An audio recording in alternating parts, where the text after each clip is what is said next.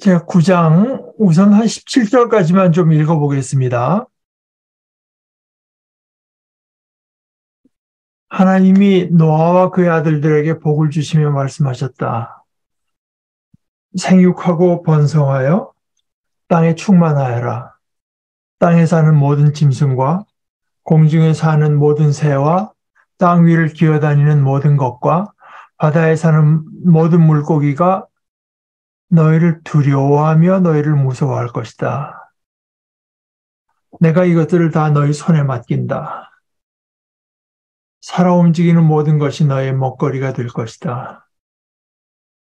내가 전에 푸른 채소를 너에게 먹거리로 준 것 같이 내가 이것들도 다 너에게 준다. 그러나 고기를 먹을 때 피가 있는 채로 먹지는 말아라. 피에는 생명이 있다. 생명이 있는 피를 흘리게 하는 자는 내가 반드시 보복하겠다. 그것이 짐승이면 어떤 짐승이든지 그것에게도 보복하겠다. 사람이 같은 사람의 피를 흘리게 하면 그에게도 보복하겠다. 사람은 하나님의 형상대로 지음을 받았으니 누구든지 사람을 죽인 자는 죽임을 당할 것이다. 너희는 생육하고 번성하며 땅에 편만하여 거기에서 번성하여라. 하나님이 노아와 그의 아들들에게 말씀하셨다. 이제 내가 너희와 너희 뒤에 오는 자손에게 직접 언약을 세운다. 너희와 함께 있는 살아 숨쉬는 모든 생물, 곧 너와 함께 방주에서 나온 새와 집짐승과 모든 들짐승에게도 내가 언약을 세운다. 내가 너희와 언약을 세울 것이니 다시는 홍수를 일으켜서 살과 피가 있는 모든 것들을 없애는 일이 없을 것이다. 땅을 파멸시키는 홍수가 다시는 일어나지 않을 것이다. 하나님이 말씀하셨다. 내가 너희 및 너희와 함께 숨쉬는 모든 생물 사이에 대대로 세우는 언약의 표는 바로 무지개이다. 내가 무지개를 구름 속에 둘 터이니 이것이 나와 땅 사이에 세우는 언약의 표가 될 것이다. 내가 구름을 일으켜서 땅을 덮을 때마다 무지개가 구름 사이에서 나타나면 나는 너희와 숨쉬는 모든 짐승, 곧 살과 피가 있는 모든 것과 더불어 세운 그 언약을 기억하고 다시는 홍수를 일으켜서 살과 피가 있는 모든 것을 물로 멸하지 않겠다. 무지개가 구름 사이에서 나타날 때마다 내가 그것을 보고 나 하나님이 살아 숨쉬는 모든 것들, 곧 땅 위에 있는 살과 피를 지닌 모든 것과 세운 영원한 언약을 기억하겠다. 하나님이 노아에게 말씀하셨다. 이것이 내가 땅 위에 살과 피를 지닌 모든 것과 더불어 세운 언약의 표다. 이 9장 1절은 당연히 우리가 1장 28절에서 하나님께서 처음에 세상을 창조하실 때 주신 축복의 말씀의 어떻게 보면 이제 반복이죠.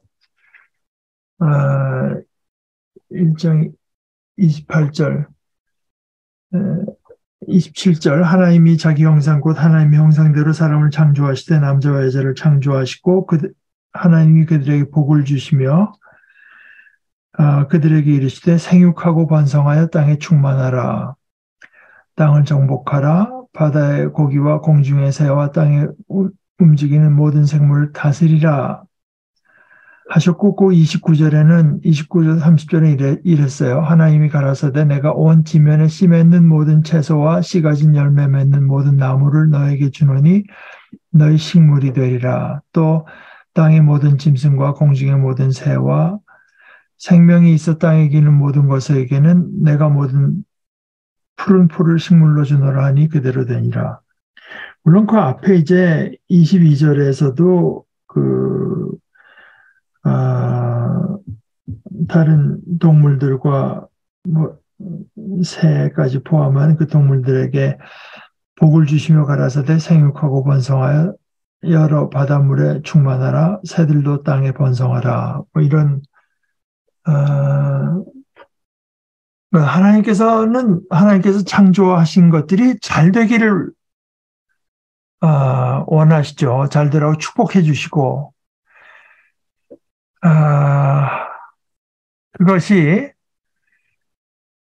중간에 인간 노아의 홍수의 직접적인 이제 원인으로 작동했던 것처럼 인간이 태어나면서 생각하는 것들이 다 악하다.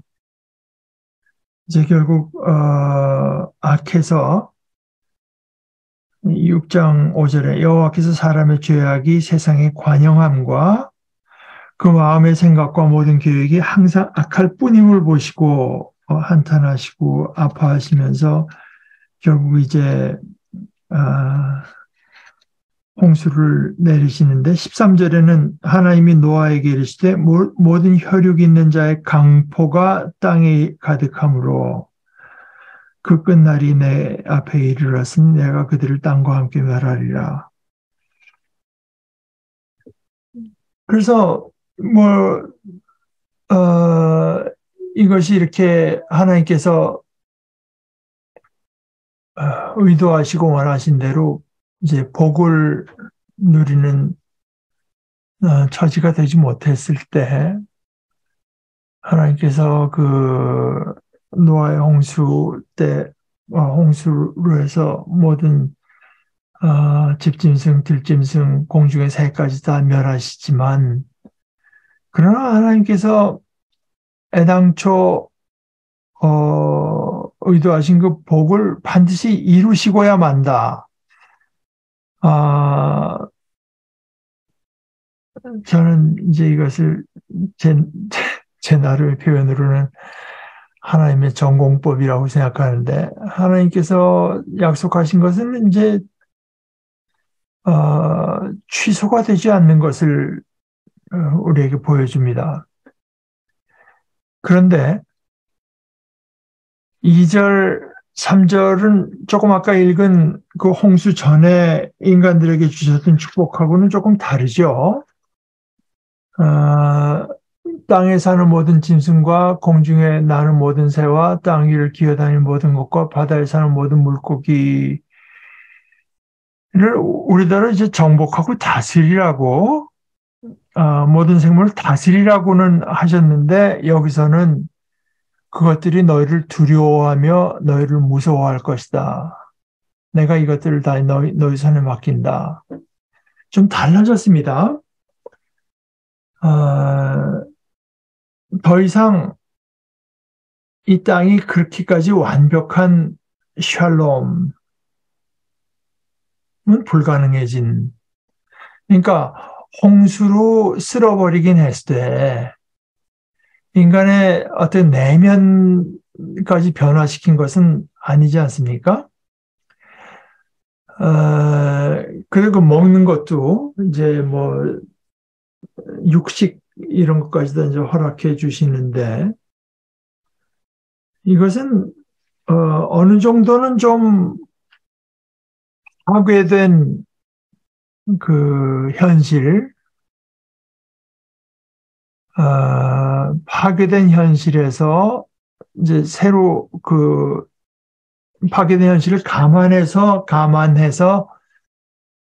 거기에 맞게 세워주신 어떤 아직도 여전히 이제 축복이며 질서죠. 사실 우리가 이사야서 몇 번 읽었지만 예언자가 하나님의 어떤 그 감동을 받아서 꿈꾼 그날이 오면 할 때는 이런 모양은 아니잖아요. 사자건 어린 짐승이건 간에 다들 두려워할 필요 없이 경계할 필요 없이 이제 자기 생김대로 다 이제 평안하게 살아갈 수 있는 것이 더 온전한 것이 그것이 이제 온전한 그 샬롬의 모습이지만 이미 이제 그것은 깨져 있는 것입니다. 그것은 깨져 있고, 이제 그런 상태에서도 그러나 하나님의 어떤 질서는 이제 거기에 맞게 또 작동하는 거죠.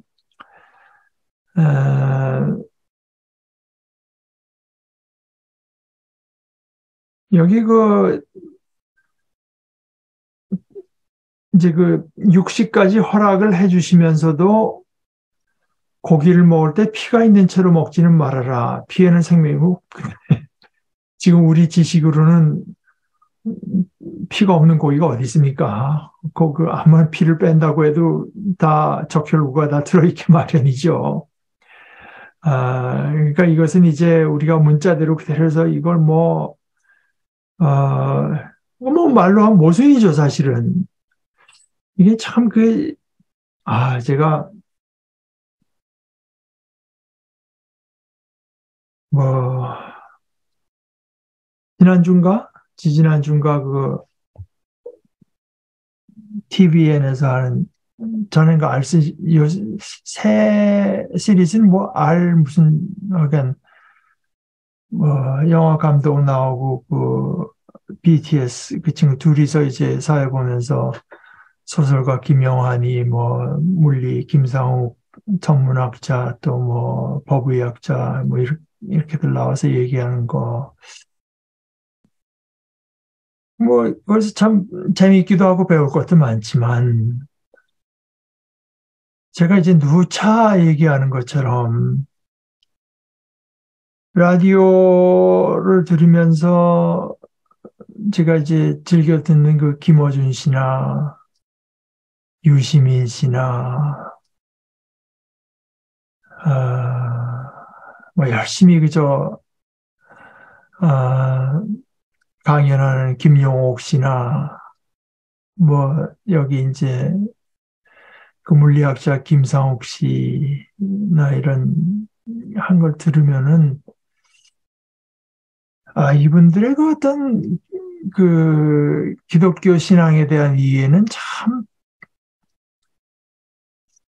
글쎄 기독교가 그분들이 보기에 이렇게 진지하게 배울 대상이 안 돼서 그런지는 모르겠지만, 저렇게 단순한 생각을 가지고, 그러니까 다윈이 이제 기독교 신앙에 대해서 허점을 성경에 잘못된 거를 발견한다, 이런 식의 이제, 그러니까 다윈이 그런 기독교 신앙에서 떠날 수 있고, 얼마든지.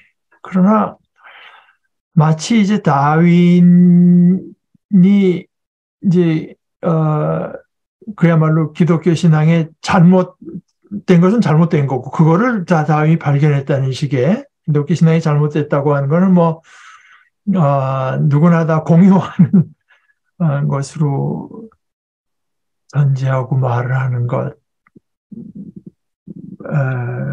그러니까, 김어준 씨 하는 과학 프로그램 같은 것도 저도 참 즐겨 듣고 재밌게 하고 듣고 많이 배우긴 하는데, 가다가 이렇게 뭐가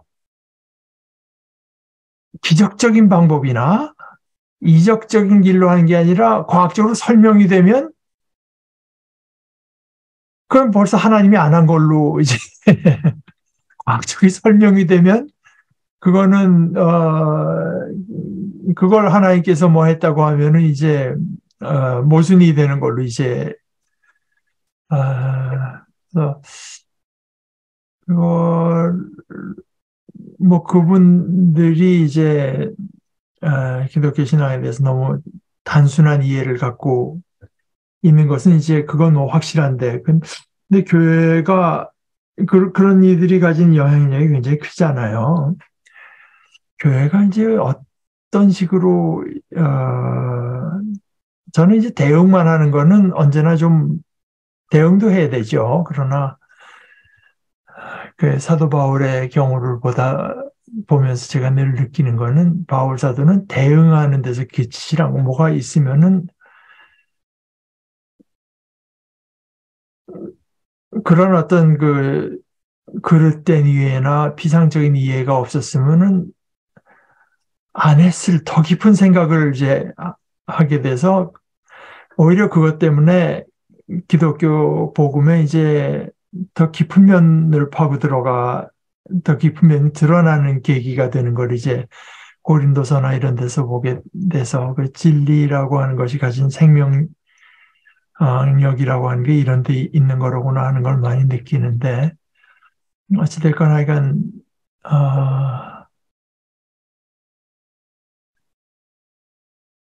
근데 이제 여기서 육식도 그렇잖아요. 생각하면 그 당시 사람들이 뭐 몰랐는지 어땠는지는 모르겠지만, 제일 대표적인 우리가 자라나면서 저는 읽진 않았습니다만은 그 페니스 상인 같은 게 그런 거 아니겠습니까? 거기 살점을 띄는데 그러면 피는 하나도 없어야 된다. 그 샤일록인가? 그 여자가 이제 판사로서 그런 지혜로운 판결을 내려서 음, 여기처럼 피가 있는 채로 먹지는 말아라 피에는 생명이 있다. 그럼 이걸 갖고 크리스찬이 고민한다고 하면은 이거 고기는 먹을 수 있고 피는 먹으면 안 된다면 우리는 어떻게 될까? 철저한 크리스찬으로 살려면은 그 안에 있는 적혈구까지 다 빼도록 노력을 해야 되나? 그렇게 이제 들어가면 안 되지 않겠습니까? 아, 이 어떤 이 말씀이 주는 제일 큰 것은 제 생각이 그렇습니다. 제일 큰 것은 아까 말한 대로 강포하고 인간 더 이상 이제 어떤 온전한 샬롬이 불가능해진 그런 속에서도 하나님의 질서, 그 나름대로의 어떤 하나님의 질서가 있다고 하는 것. 이것을 이제 전통적인 기독교에서는 이런 카테고리를 갖고 설명을 했죠. 이제 특별한 은혜와 보편적인 은혜, 그랬나? 그러니까 그런 식입니다. 그러니까 그리스도를 통해서 그리스도 안에서 우리가 죄 사함을 받고 하는 이제 그런 은혜가 있고, 그게 아니라도 하나님께서 여러 가지 제가 가끔 이제 인용하는 만유인력의 법칙이라든가 여러 가지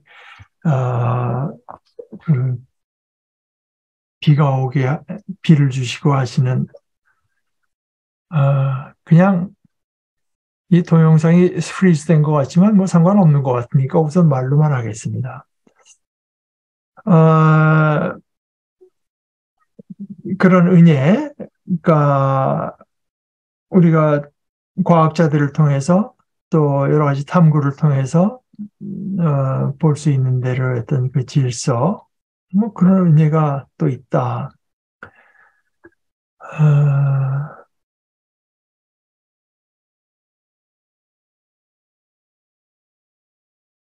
그래서 여기서 중요한 것은 생명에 대한 존중, 하나님의 것, 더 크게 올라가서는 하나님의 것에 대한 존중, 피에는 생명이 있다. 생명이 있는 피를 흘리게 하는 자는 내가 반드시 보복하겠다. 우리는 예를 들어서 의학자들은 동물들의 피를 흘리게 해가지고 동물 실험도 하는데 그걸 다 보복하냐? 사람뿐만 아니라 짐승이 다른 짐승의 피를 흘리게 해도 보복하겠다. 그러니까 여기서 이제 하는 것은 하나님의 법칙, 그 생명은 하나님의 것이라고 하는 것. 그러니까 사실 어떻게 생각하면은 이해가 좀 가긴 해요. 그러니까 꼭 피가 아니더라도 피가 제일 대표적인 게 되겠지만 우리말에도 그저 피 흘린다 하면은 단순히 그냥 혈액이 나오는 것만 의미하는 게 아니지 않습니까? 그러면 사람의 그 내면이라고 하는 게 많이 굳어지고 강팍해지게 마련이죠. 보복이 뭐 하나님께서 어떤 식으로 보복한다고 하는 건지 모르겠지만 사람이 같은 사람의 피를 흘리게 하면 그에게도 보복하겠다.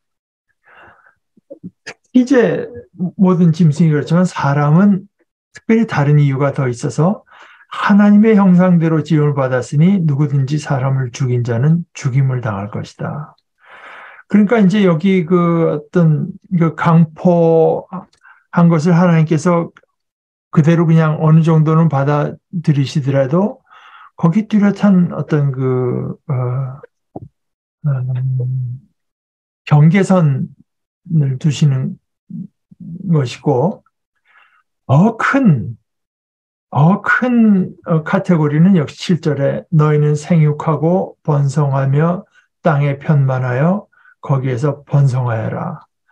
그러니까 사람이건 짐승이건 그 이유 없이 그걸 죽이고 막 그냥 이렇게 자기의 어떤 목적을 성취하기 위해서 생명을 그냥 앗아가고 이런 거에는 그 당한 쪽은 힘이 없어 당했을지 몰라도 하나님께서 보복하시겠다고 하는 그러니까 단순히 힘으로만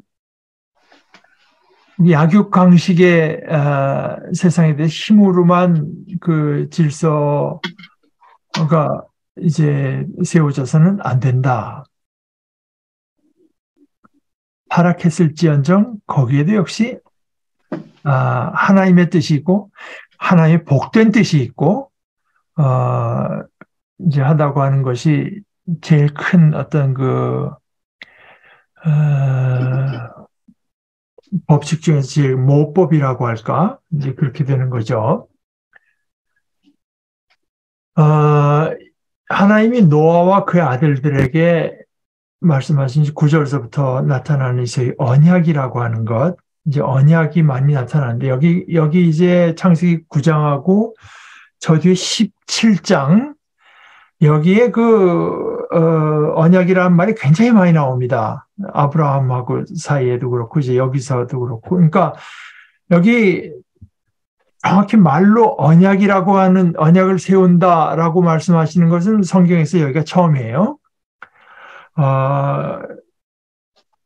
여기 그다음에 그 제일 대표적인 것이 아브라함하고 하나님 사이에 이제 언약을 세우시고 저 뒤에 그 이스라엘 백성과 모세를 중간에 두고 이제 언약을 세우시죠. 언약 이게 제가 표준 국어 대사전을 찾으니까 이제 말로 하는 약속이다. 이제 우리 찬송가에도 뭐 언약에서 우리 언약이란 말을 참 많이 하는데 영어로 이제 covenant라고 하고 우리가 언약이라고 하는 말만 많이 하는 게 아니라 사실은 우리가 흔히 얘기하는 구약성경, 신약성경 할 때 그 약이 그게 언약 정확히 여기서 나온 말이니까요. 그런데 노아하고도 세우시고, 근데 노아하고 세운 언약은 조금 다른데, 이건 뭐 아주 일방적인 언약을 세우시는, 하나님께서 하나님 편에다 대고 이제 세우시는 언약이고, 그 다음에 이제 아브라함하고 세울 때나 모세하고 세울 때 이제 가서 보게 되면은, 거기 인간 측의 어떤 그 조건이 있습니다. 인간이 그 언약을 지켜야 되는 거죠. 그러니까, 창세기 15장에 가게 되면 이제 하나님께서 그때 말이죠. 이제 아브람하고 언약을 세우시는데,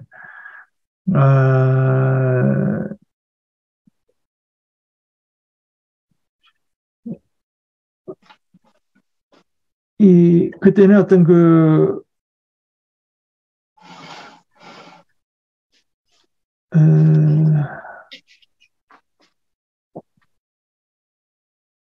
이게 언약이라는 말이 나왔던 것 같은데,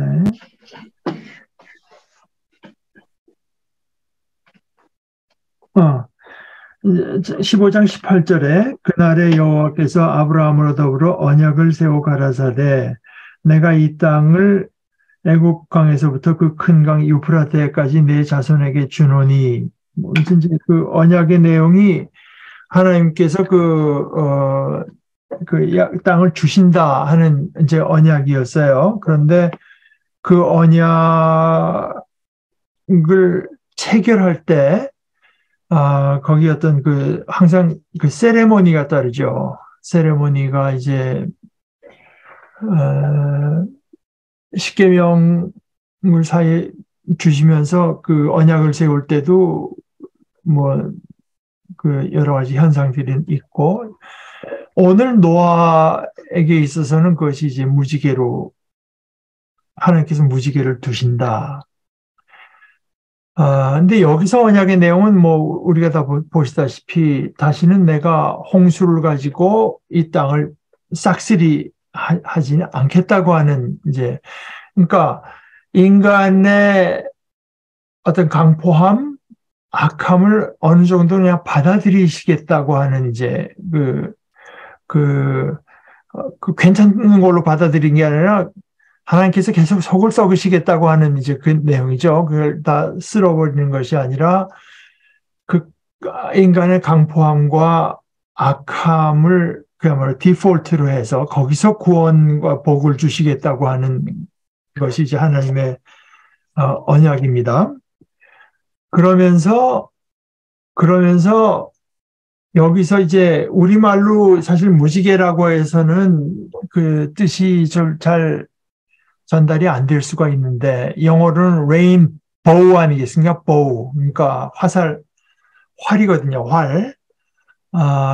비가 이제 그칠 때 또 비가 올 때 저쪽 해 반대쪽으로 보이는 게 이제 활처럼 활처럼 생긴 비화살 아니겠습니까? 비활. 레인보우라고 하는 것이. 그러니까 성경에 한 두어 군데 하나님께서 쓰시는 무기도 사실은 레인보우라고 해서 이제 활. 그래서 하박국 3장 8절 9절에도 여호와여 주께서 말을 타시며 구원의 병거를 모시오니 하수를 분이 여기심이니까 강을 노여워하심이니까 바다를 대하여 성내심이니까 주께서 활을 꺼내시고 살을 바로 발하셨나이다. 뭐 이런 것이 시편에도 나오는데 하나님께서 활을 이제 쏘는 장면인데요. 그러나 그 활을 이제 놓아둔다. 손에 드신 것이 아니라 게다가 우리 신학교 다닐 때 여자 구약 교수가 말한 것처럼 레인보우 무지개가 어떻게 뜹니까? 하늘을 향해서 이렇게 둥그렇게 뜨잖아요. 그 화살을 매기면 그게 하나님 쪽으로 가게 돼 있죠. 밑에 그 평평한 줄에다가 살을 매겨가지고 이제 쏘는 게 화살이니까. 그래서 하나님의 그 공격 무기를 내가 내려놨다. 혹시 쟁여지면 내 쪽으로 향하게 돼 있다. 이런 식의 거를 해서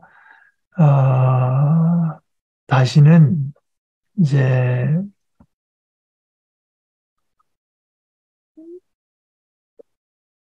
여기 12절에 내가 너희 및 너희와 함께 있는 숨쉬는 모든 생물 사이에 대대로 세우는 언약의 표는 바로 무지개이다. 내가 무지개를 무덤 속에 둘 터이니 이것이 나와 땅 사이에 세우는 언약의 표가 될 것이다. 그런데 이제 언약은 여기서 특별히 노아의 얘기를 보게 되면 거기가 내가 하는 것이 몇 번이 나오나 보세요. 일방적으로 하나님께서 세우시는 언약입니다. 일방적으로. 하나님께서 일방적으로 은혜를 베풀어 주시고 자비를 품으시는 것인데 일방적이긴 하지만 이제 언약에는 사실은 여기는 뭐 극히 일방적인 것이고 저 뒤에 십계명 이스라엘 백성이나 이렇게 세울 때는 그 언약 백성들, 언약의 다른 당사자, 언약이 물론 대등한 사이에 이루어질 수도 있지만 이제 성경에 나온 것은 하나님과 우리 사이는 대등하지는 않죠. 하나님께서 우리의 하나님이 되어주시고 우리를 복주시고 우리를 지켜주시겠다고 하는 그 언약, 내가 김세윤 교수의 적절한 표현대로 내가 너에게 하나님 노릇 해주겠다고 하는 그 언약. 근데 지금 인간 편에 서도 이제 특히 출애굽기에 보게 되면은 언약이 체결될 때 어떻게 되냐면 이스라엘이 우리가 그렇게 하겠습니다 하는 것을 함으로써 체결이 되는 거거든요. 창세기 17장에서는 이제 언약이란 말이 많이 나오면서 노아의 이 언약과 이 창세기 17장의 언약의 공통점은 거의 하나 언약의 표, 사인이 나타나는. 그럼 저쪽 사실은 이스라엘과 나중에 출애굽해서 세울 때도 언약의 사인으로 그 십계명 돌판이 있죠. 그러니까 사인이라고 하는 거는 보는 거거든요. 교통신호 빨간색, 파란색 보는 것이 이제 뭔가 큰 의미를 담고 있는 것이 사인 아니겠습니까? 이 무지개가 사인입니다. 보고. 그러니까 하나님 편에서 보시는 거예요, 그거는.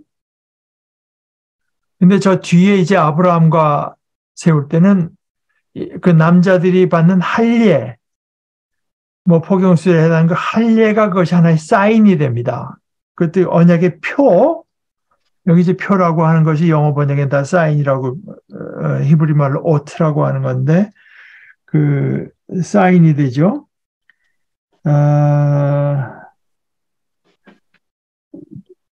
저 뒤에 창세기 17장 11절에 너희는 양피를 베어라. 이것이 나와 너희 사이의 언약의 표징이니라.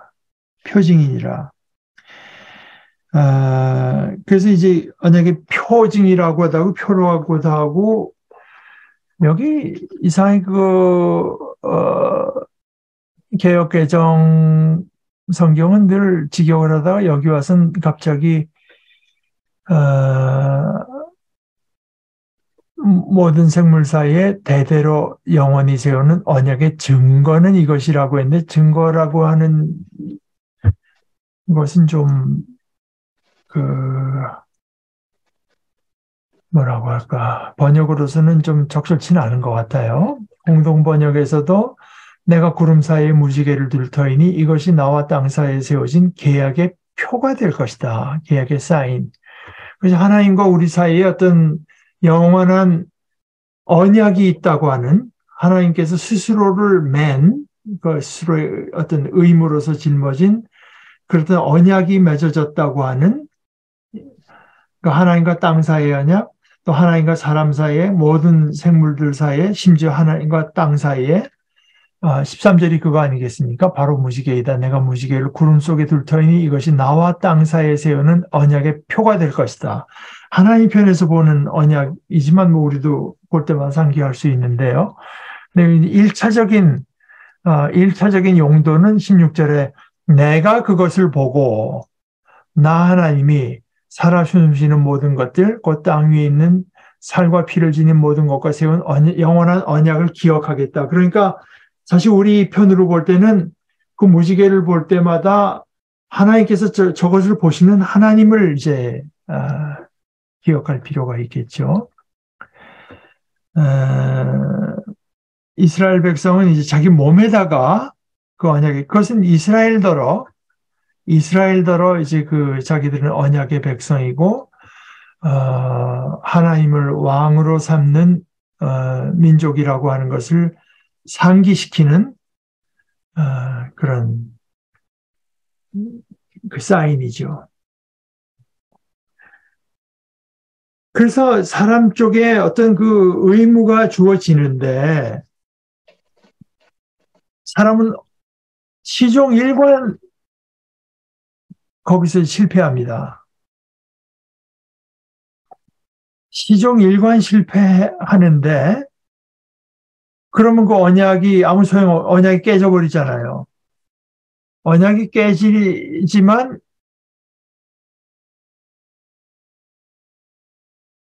우리와 언약을 세운 다른 당사자는 하나님이시거든요. 그러니까 그 언약이 깨지지 않도록 하나님께서 그 역할까지 해주시니까 갑과 을 사이에 했지만 의리하는 역할까지 이제 하나님께서 할 수 있도록 해주시는 그 하나님의 어떤 그 신실하심, 그것이 하나님 노릇이라고 본 겁니다. 이것을 이스라엘이 어떤 언약 백성의 길을 벗어날 때마다 하나님께서 하나님께서 그 심각해질 때 이스라엘들에게 보내주신 선지자, 특별히 그 예레미야에 가서, 예레미야는 아시다시피 이제 북왕국 이스라엘이 이미 망했고, 남왕국 유다까지 이제 망하게 될 때, 이제, 망할 때, 그때 하나님께서 보내신 선지자가 이제 예레미야, 에스겔 이런 사람들인데, 예레미야가 물론 그 상황에서 이스라엘에게 어떤 하나님의 심판의 메시지도 전하지만, 제가 아까도 말을 했죠? 그러니까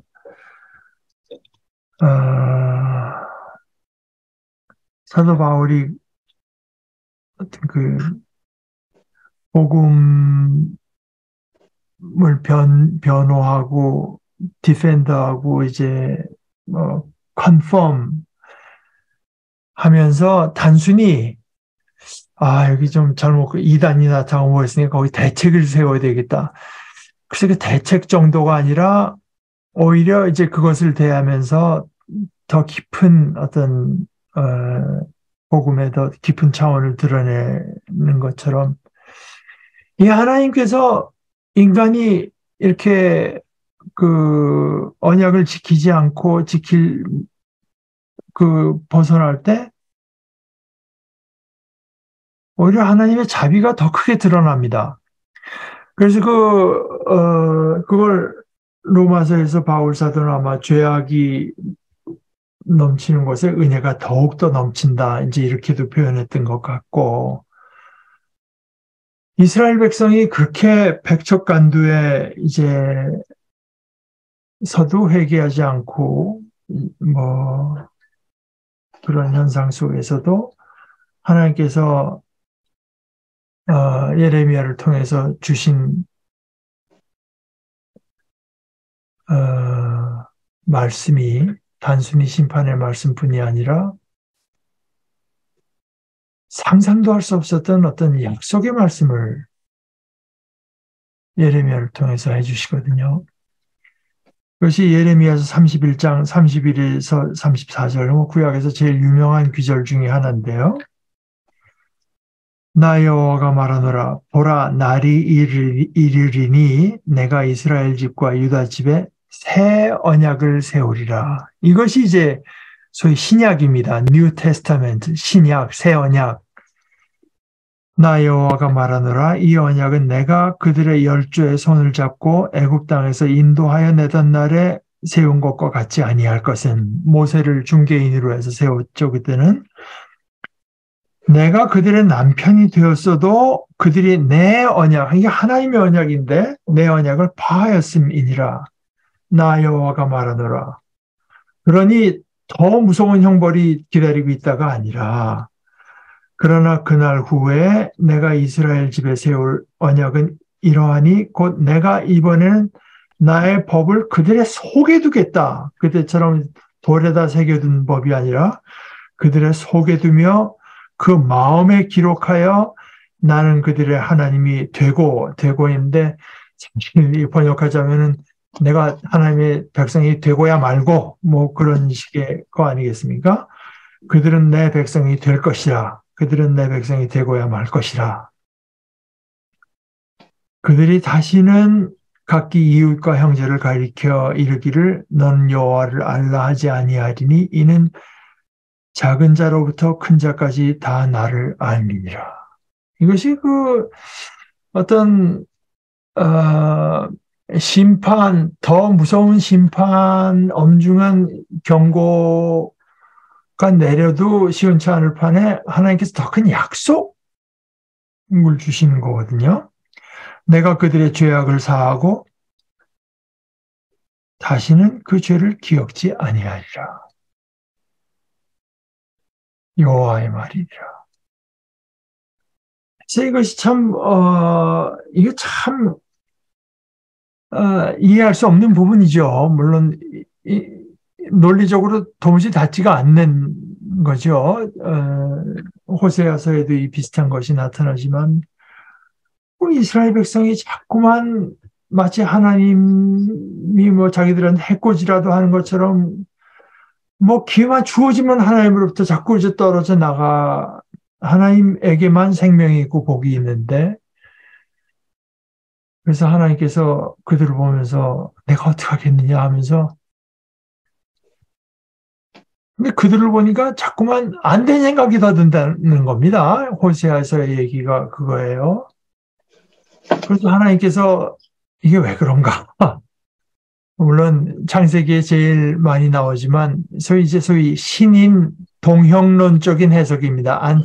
안트로포모피즘이라고 해서 마치 그 하나님을 인간인 것처럼 이제 해서 하나님께서 스스로에 대해서 말씀하시는 이야기인데 왜 그런가 하나님께서 자기 분석을 해보시니까 내가 하나님이라서 그렇다. 마땅히 나에게 반역하는 너희를 보면은 내 속에서 노가 더 커져야 될 텐데 오히려 내 속에는 불쌍한 마음, 안 된 마음만 자꾸만 이제 커진다. 그 왜 그러냐? 그것이 이제 그때 슈브라는 단어를 썼어요. 그 마음이 내 속에서 돌아서 하나님으로 하여금 더 하나님답게 만든다는 겁니다. 이제 그럴 때. 이는 내가 혈육이 아니고 인간이 아니고 하나님이기 때문이다. 그래서 그 예레미야서 31장 31에서 34절 이것이 소위 이제 우리가 구약성경, 신약성경 한 새로운 언약 이렇게 부르는 표현의 전거가 된 부분인데요. 근데 이것은 구약성경에서는 이루어지지가 않죠. 결국은 그럼 하나님께서 이루시지 않는가? 결국 하나님께서 예수 그리스도를 통해서 이루시고야 마시는 것입니다. 그러니까 그것이야말로 이제 전적으로 새로운 언약 그리고 아까 제가 이제 사인이라고 했잖아요. 히브리 말로 오트라고 한 표징 영어로 사인이라고 하는 건데 신약성경에서 이 표라고 하는 것이 그것으로 제일 유명한 책이 요한복음인데요. 요한복음의 앞부분을 어떤 유명한 주석가는 이제 주석을 붙이면서 Book of Signs라고 표징의 책이라고 불렀고, 그 이유가 이제 요한복음 앞에 7개의 사인이 나타나거든요. 마태, 마가, 누가는 하나님께서 예수님이 죽은 아이를 일으키시고 눈먼 자를 눈뜨게 하시고 할 때 다 원더, 놀라운 일이다. 이런 말을 쓰지만 요한은 그것이 놀라울 뿐만 아니라 마치 아까 제가 이제 말씀드릴 때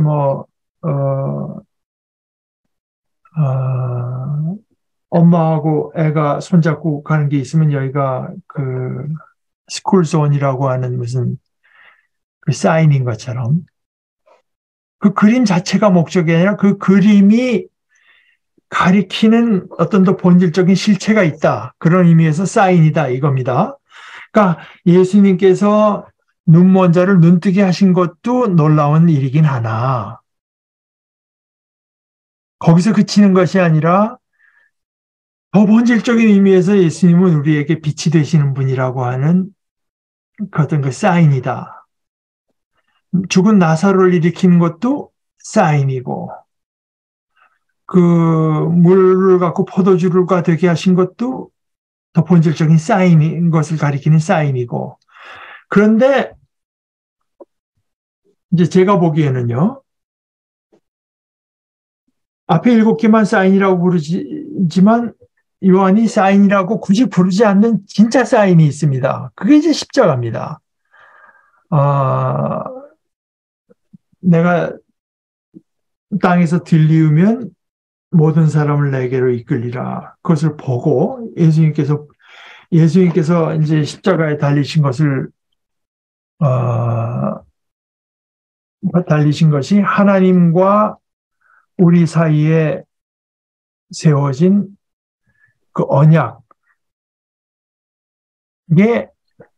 그야말로 이제 the sign, 그 사인이라 이것이죠. 그러니까 이거는 요한에게뿐만이 아니라 바울 사도에게서도 마찬가지였는데 우리가 요전번에 공부한 갈라디아서에서도요. 어리석도다 갈라디아 사람들아 예수 그리스도께서 눈앞에 십자가에 못 박히신 것이 너희 눈앞에 밝히 보이거늘 누가 너희를 꾀더냐. 그 십자가라고 하는 것은 하나님께서 우리에게 세우신 이런 모든 언약들을 포함하면서 완성하고 그 뭐 현실화 이제 실현하는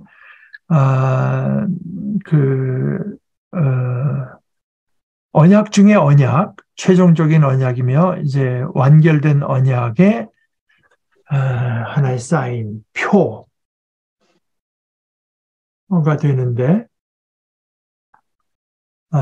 그것이 이제 이 위계에서부터 그 할례, 그 십계명, 예레미야를 대표적으로 해서 이제 주어주신 어떤 그 약속의 말씀, 이런 모든 것들이 이제 어떤 그야말로 클라이맥스에서 수렴되고 이루어지는 그야말로 절정, 이제 그것을 향해서 가는 하나의 완결이라고 볼 수 있겠죠. 그래서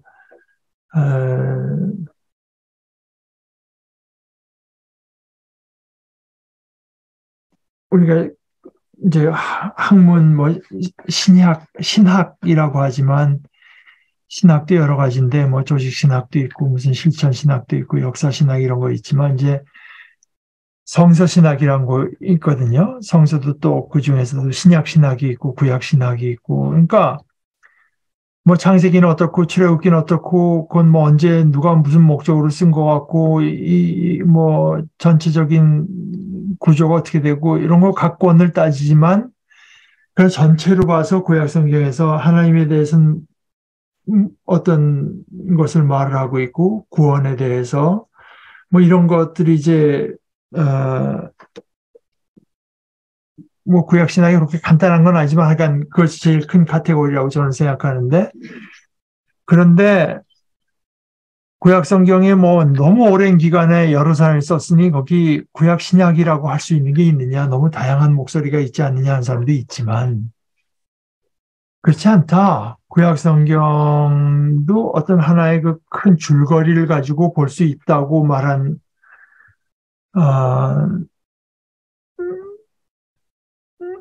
말해서 이제 그 구약 성서 신학 이런 거를 이제 20세기에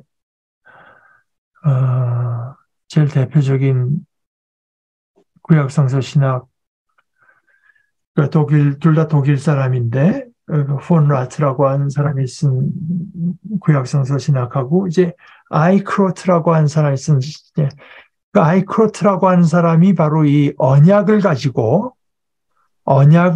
이제 구약 전체를 이제 볼 수 있다고 생각을 하고 그 관점에서 그 구약성경 신학을 쓸 정도로 언약이라고 하는 것은 이제 구약에서 아주 중심적인 역할을 한 하나의 그 키워드입니다. 키워드. 열쇠가 되는 말이에요. 그래서 그러나 하나님께서 일방적으로 세워주시는 언약, 하나님께서는 포기하지 않으시는 하나님, 어떻게 해서든지 복과 그러니까 번성하고 생육하고 편만하며 하게 하시는 그 뜻을 이루시고야 만다. 그런 것을 우리가 그리고 그것이 궁극적으로는 결국은 십자가를 통해서 이제 이루어지는 것이고, 그러니까 이런 걸 생각하면 우리가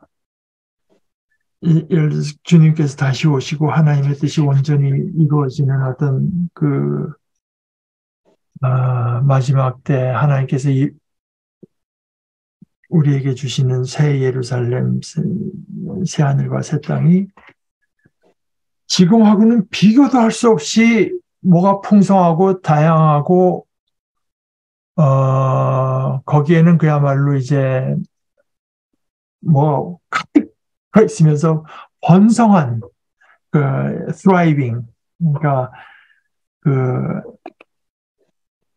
성악과 의사들이 이제 아이를 보다가 failure to thrive라고 해서 어린아이가 벌써 3개월에 보고 6개월에 보고 9개월, 10개월 보는데 처음에는 애가 자기 또래 중에 뭐 한 10명 중에 한 7명 정도로 크다가 이제는 한 15번째 6달 사이 이렇게 된다 이러면은 아주 심각한 문제거든요. 그걸 이제 failure to thrive라고 해서 반드시 원인을 찾게 되는데 하나님께서 그걸 원치 않으시죠. 우리 인간뿐만 아니라 하나님께서 지으신 온 피조물이 뭐 고작 그렇게 되도록 그냥 지으신 것이 아니라 하나님께서 애당초 지으실 때부터 생육하고 번성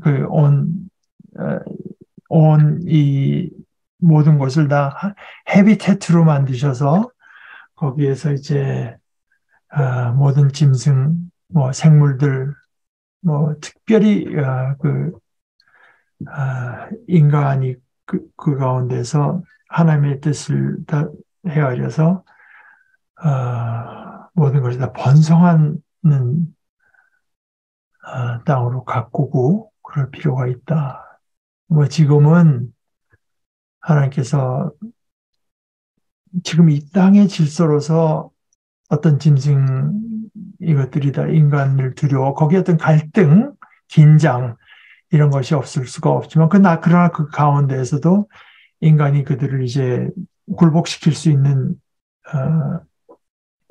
힘과 능력을 이제 주시는데 그렇게 유지하지만 그것이 최종적인 모습은 아닌 거죠.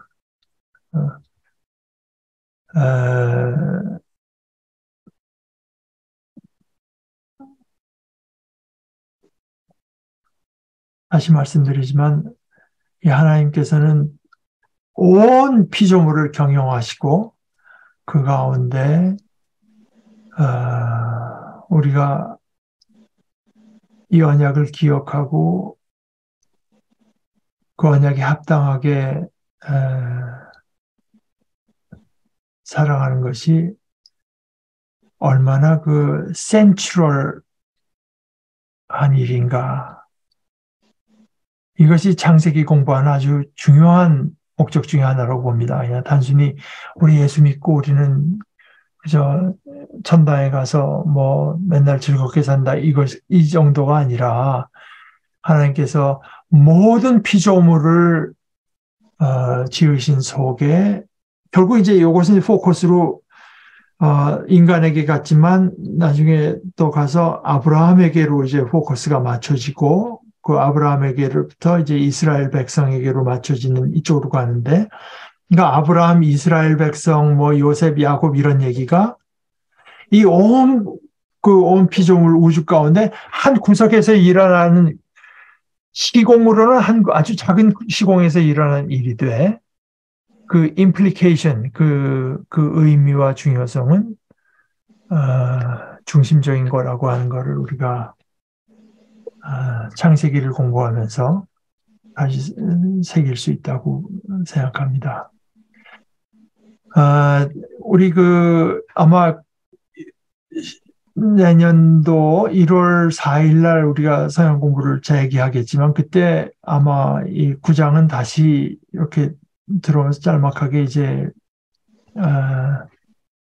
9장을 다시 들어가면서 이 기회에서 그냥 17절까지만 보고 다음번에 모일 때 9장 전체 가능하면 10장까지도 함께 보도록 하시면 좋겠습니다. 네, 우리 기도하고 마칠까요? 하나님 아버지,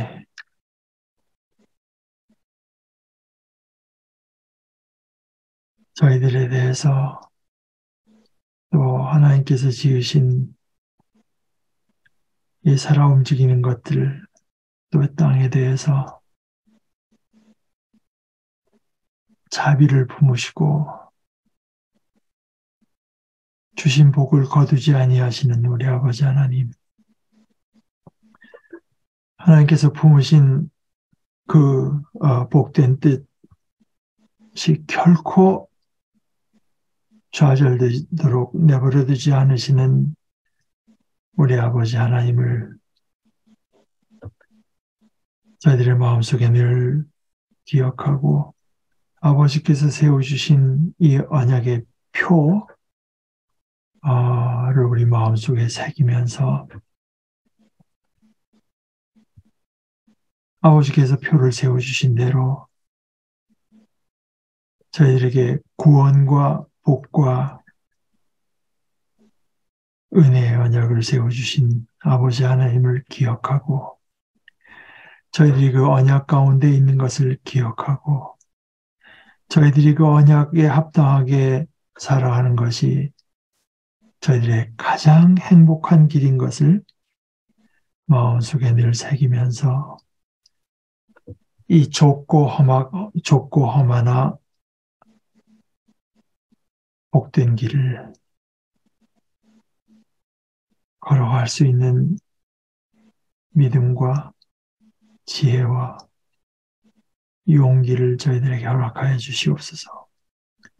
예수님의 이름으로 기도합니다. 아멘.